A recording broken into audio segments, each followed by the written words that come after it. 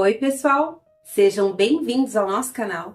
Eu sou a Aline do canal Clareio e nesse vídeo nós vamos falar sobre um rei que chegou ao ponto de oferecer os seus próprios filhos em sacrifício. O rei Manassés é filho do rei Ezequias e ele ascendeu ao trono de Judá aos 12 anos de idade, provavelmente em corregência com o seu pai. E ele reinou por 55 anos, e esse é o reinado mais longo do Reino do Sul.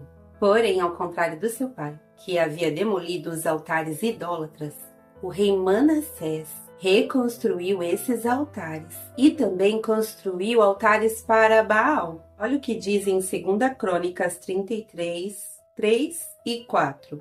Ele construiu de novo os lugares pagãos de adoração que Ezequias, o seu pai, havia destruído. Construiu altares para a adoração do deus Baal, fez postes da deusa Azerá e adorou as estrelas. Esse deus Baal era adorado como o deus da fertilidade e das chuvas, e nessa mitologia Azerá era a sua esposa. O culto a esse falso deus era totalmente imoral, envolvendo muitas vezes mutilações e até mesmo sacrifícios humanos. E o rei Manassés, como já foi dito, também adorava as estrelas, ou o exército dos céus em algumas versões.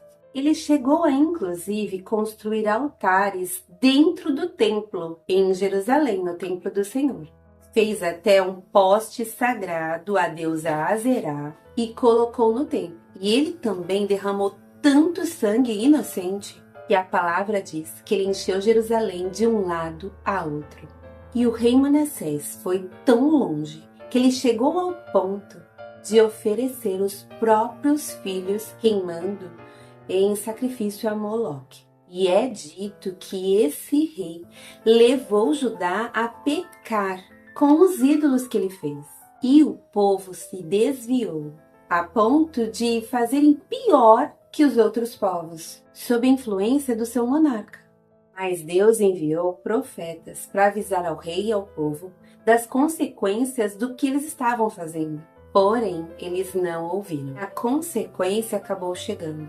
Isso aconteceu quando os comandantes do exército do rei da Assíria invadiram Judá e prenderam o rei Manassés. Perfuraram o nariz dele, colocaram um gancho, o algemaram com algemas de bronze e levaram ele vencido para a Mesopotâmia. Os assírios eram temíveis e tratavam seus prisioneiros com extrema brutalidade, sendo que muitas vezes os vencidos eram mutilados. Eles também tinham o costume de esfolar os prisioneiros vivos e muitas vezes até chegavam a empalar alguns deles. Além disso, ainda expunham cabeças decapitadas e peles dos prisioneiros. E como será que foi o fim do rei Manassés? Na verdade, Manassés foi liberto. Olha o que está escrito em 2 Crônicas 33, 12. No seu sofrimento, Manassés orou com fervor ao Senhor seu Deus. Cheio de humildade, ele se arrependeu diante do Deus dos seus antepassados. E é dito que Deus ouviu a sua oração e atendeu o seu pedido, deixando que ele voltasse para Jerusalém e fosse rei de novo. E aí, Manassés declarou que o Senhor é Deus. E quando Manassés então retorna ao trono, um dos seus primeiros atos é reforçar a segurança das cidades. Mas o mais importante é que ele promove uma reforma religiosa. Ele tira todos os altares idólatras que ele havia construído na colina do templo e em Jerusalém e os jogou fora da cidade. Porém, isto tudo não foi suficiente para reparar todo o estrago que já havia sido feito. Mas ele continuou tentando. Restaurou o altar do Senhor e ofereceu sacrifícios ao verdadeiro Deus, sacrifícios de paz, de comunhão e ofertas de gratidão.